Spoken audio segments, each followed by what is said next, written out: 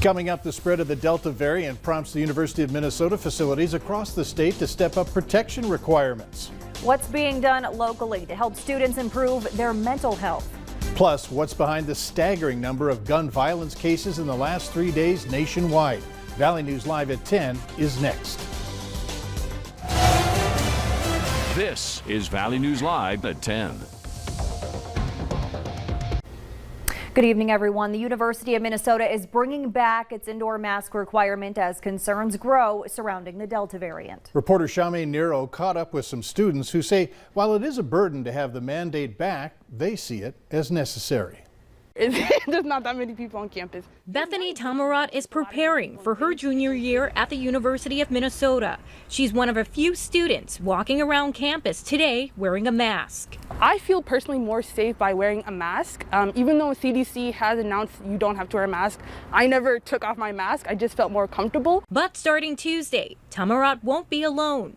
Everyone on campus will be required to wear a mask indoors, regardless of vaccination status. The fact that school's about to start in less than a month, I feel a lot more safer going to school with masks on. In a statement released today, the University of Minnesota said the university has closely monitored national, state, and local guidance and will continue to do so as COVID-19 transmission rates fluctuate. The Minnesota State Public College System also says mask mandates will be implemented at campuses that are located in counties with high transmission rates. New CDC guidance recommends wearing masks indoors in any county where the COVID-19 transmission rate is shown to be substantial or high. Probably makes sense. Senior Andrew Burton says the new requirement may be difficult for some, but necessary. People think that we got out of the whole mask mandate thing. They've come back to normalcy for 6 months, and now we have to go back into it. The U of M will not require students to be vaccinated for the fall semester, but several private colleges like the Mitchell Hamlin School of Law are requiring all students, faculty, and staff on campus to be fully vaccinated by August 1st. And masks were encouraged on campus today and will go into effect starting tomorrow. Would you be okay with your school district requiring masks to be worn this fall? Fargo school leaders might be having that discussion next week. The CDC now says everyone should wear masks even if you're vaccinated. Currently, masks are optional in Fargo school district buildings, but school board officials say the issue could be brought up at next Tuesday's school board meeting. A local organization is working to address mental health in Fargo public schools. The Fargo Youth Initiative conducted a survey to learn more on how mental health is having an impact on students. Valley News Team's Nishay Taylor joins us live with those results. Nishay? Stacey, out of more than 450 survey responses received, about 60% of the respondents reported they personally experienced a mental health issue. The survey revealed too much school-related stress as one of the defining problems impacting their mental health. Some respondents also cited they feel faculty do not understand their struggles with mental health. And the survey uncovered that 4 out of 5 students do not feel they can talk to a faculty member about their issues. School Board President Rebecca Knutson says hearing the results of the survey means the district should dive deeper into addressing the mental health concerns among students. There are quite a few efforts that the district has put into place to help support the mental health needs of our students.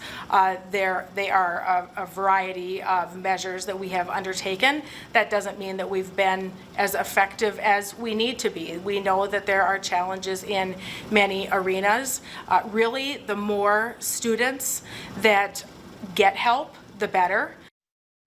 Fargo Public Schools have offered one free voluntary mental health screening to students, but one of the challenges they faced was after the initial meeting, student families could not afford future therapy sessions. The Fargo Youth Initiative also gave some other solutions to help address mental health concerns, including reducing homework policy and having mandatory therapy sessions for students. Stacey? Thanks so much, Nishay. The organization suggested creating a task force. School board president Rebecca Knutson says she's open to meeting with them to come up with a plan. A Fargo chiropractor hasn't been home for the last 5 days. He remains hospitalized and fighting COVID-19 and double pneumonia. Daniel Przarski took to Facebook last week as he got to the hospital saying karma got him and that he wished he would have gotten the vaccine. His girlfriend is pleading with the community tonight to get vaccinated before it's too late. it hurts him more now knowing that this vaccine could have helped him versus like how my symptoms are right now and how his symptoms are. He really wishes that he would have been vaccinated. Steinhardt says while intubation isn't needed yet, Pizarski does use a machine to help him breathe and says it's unknown how long his road to recovery could last. New drought restrictions are going into effect in West Fargo. City leaders say they're implementing them because of a water supply agreement with the city of Fargo. Some of the response measures for phase 2 include mandatory odd, even outdoor water restrictions for residential and commercial uses like landscape watering. Construction projects must also participate in mandatory hydrant meter use. Currently, there are no restrictions on essential water uses like for showers or laundry. The phase 2 drought responses are not enforceable. The city says they'll remain in phase 2 until both West Fargo and Fargo City Commissions take further action. A U.S. Senate committee added $7 billion in disaster relief as part of a massive agriculture bill. More than $6 billion of it will go to producers hit hardest by the drought and other natural disasters, and $750 million will go specifically to livestock producers. U.S. Senator John Hoeven said this bill will help to meet the needs of rural America, including fully funding farm loans, strong support for agricultural research, and continued investment in rural broadband. This still has a few steps to go before it reaches the president's desk. A 26-year-old woman was sentenced today to time already served and probation for her role in a shooting in Fargo in May of 2020. Authorities say Marilyn Cebu was involved in a fight in South Fargo and shot a woman in the head. Cebu pleaded guilty to a trio of charges, including reckless endangerment. Fargo police responded to a burglary call this morning in the 1400 block of Broadway North. Their police say the victim was notified by their security system and was able to watch the thief. He was later identified as 33-year-old Dustin Tolentino.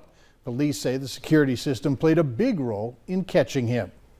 A lawsuit has been filed against a gun manufacturer by survivors and relatives of victims of the 2019 shooting in Dayton, Ohio. We want to warn you, the surveillance video you're about to see includes disturbing images. The Brady Campaign to Prevent Gun Violence is representing the victims and victims' families. The suit is asking for damages and an injunction against the defendant, a company known as KCI. It wants to prevent them from selling their 100-round large-capacity ammunition magazines. 9 people were shot and killed and 31 others injured. Gun violence is gripping the nation with more than 350 shootings just in the last 72 hours across America. Reporter John Lawrence has the latest. We are up 10% on shootings. A violent weekend in Chicago streets. 8 people have been killed and 43 people have been shot in 38 shootings between Friday and Sunday. Too many violent repeat offenders are being released back into these communities, creating a sense of lawlessness and no consequences for their behavior. Illinois' governor taking action, signing a new bill into law, expanding background checks on gun sales. In an America where gun violence has become a scourge to so many neighborhoods, Illinois is taking a common sense approach to reform, and we're doing so with votes from both sides of the aisle. I pray, and I really do pray, that not a day too soon, the nation will follow Illinois' lead. In New Orleans, 1 person was killed and 8 others were wounded in 2 separate shootings. In Lexington, Kentucky, 5 people were shot Saturday night. In Columbia, South Carolina, 9 people were injured by gunfire at a club Sunday. And in New York City, a gang-involved mass shooting has left at least 10 people wounded. We're going to need more gang takedowns, more gun arrests, more cooperation with community. I'm John Lawrence reporting. Here at home, the distribution of backpacks filled with school supplies has begun at Shields Arena. Thanks to you and Essentia Health, the United Way did reach its goal of 6,000 backpacks for kids in need. Families are very appreciative. The kids are excited. With all the needs that families find themselves with back to school, this just takes care of a part of that. If you didn't get a bag today, you have until Thursday to do so. You can find more details on the pickup times on our website. Go to valleynewslive.com. Still ahead tonight, there's no slowing down this teenager, why he's so passionate about hiking and helping people at the same time. Plus, Chief Meteorologist Hutch Johnson is in with your weather forecast. Stick around.